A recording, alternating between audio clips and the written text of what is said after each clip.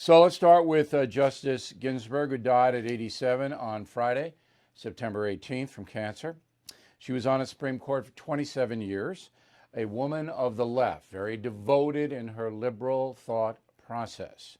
She believed in a evolving constitution, a living document, and that put her at odds with those of us who believe the Constitution was forged to be a document for the ages, not changing with the whims of society. All right, so those are the two camps. I am in the traditional camp, as you know. Now, Ms. Ginsburg was very interested in women's rights, and that's because if you know her biography, she struggled to rise in the judicial process and was held back because she was a woman. That's all true. There's no doubt about it. But she brought that sensibility to the court, and in her rulings, in my opinion, my humble opinion, I'm not a lawyer, she basically took the Constitution and molded it to whatever she wanted politically. And that is what is wrong with this country. So if you're a judge, it's not your job to make law, to find a way to justify something. That's not your job. Congress makes the laws. And I'll give you an example. So the Democrats are screaming now about the judicial replacement for Ms. Ginsburg. And they're threatening, and I mean outright threats. If you don't delay the vote till after the election, we're going to stack the Supreme Court, which means we're going to put more justices than 9 on the court. And a lot of people are writing me, goes, can they do that? Yeah. If Congress passes a law that says there are 15 judges now, not 9, and the president signs it, then there'll be 15 judges. Now, that has happened throughout our history. It was 6 in the beginning. John Jay, first Supreme Court leader. John Marshall followed him. And then it went up and down depending on the whims of politics and the expansion west. All right, but 9 has been the number for more than 100 years. Democrats are going, we're going to get 15. Why don't you get 30, 50, 100? All right, 9 is a good number. It should stay that way.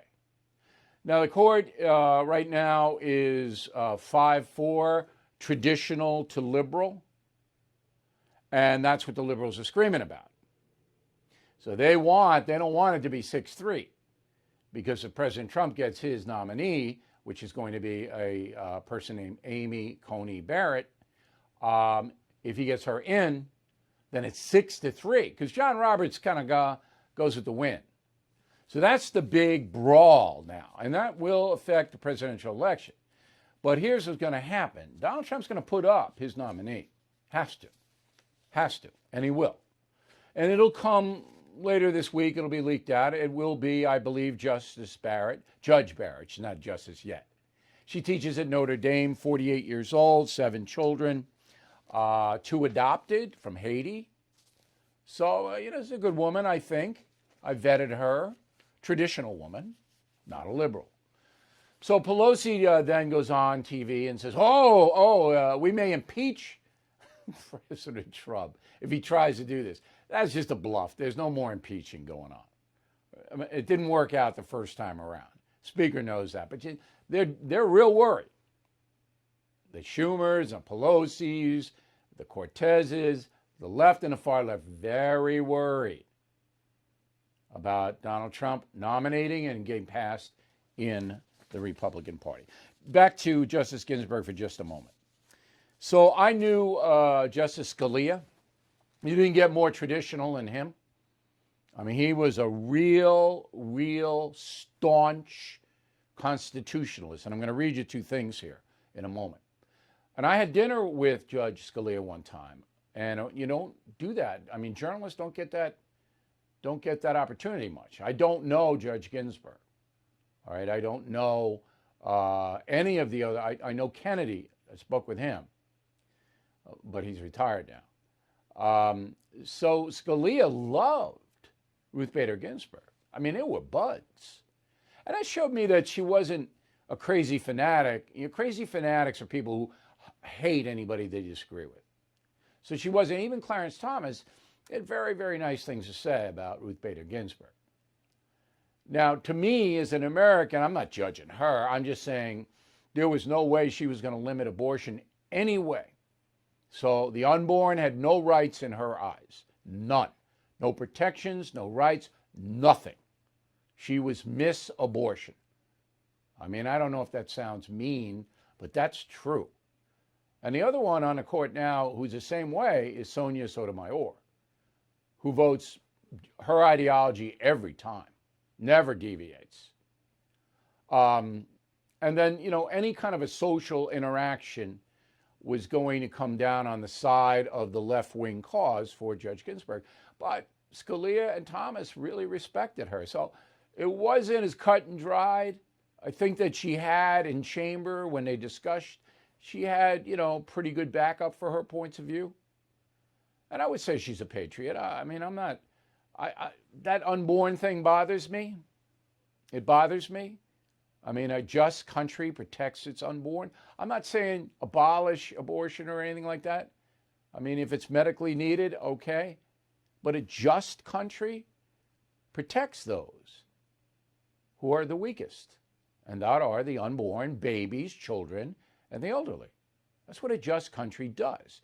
And you just don't say, oh, I don't think that a fetus is a human being. That's not your call, pal. That's not your call. All right? That is a subject of tremendous scientific debate. And there are those of us who believe that there is life at conception and those who don't. But it's not your call to say you can harm an unborn child. That isn't. Unfortunately, it's a call of politicians who use that as a wedge issue, and that's what this is all about. It's all about abortion. 100% about it. It's that the left does not want another Supreme Court justice who may limit abortion. I don't think Judge Garrett would abolish Roe v. Wade, and she'll have to say that, yes or no. She'll be asked that. But she would limit it, as it should be limited. There's got to be a scientific reason after a certain amount of time to end a life. Bill O'Reilly is back on TV and only on The First. No Spin News, every weeknight at 8 p.m. Eastern, only on The First.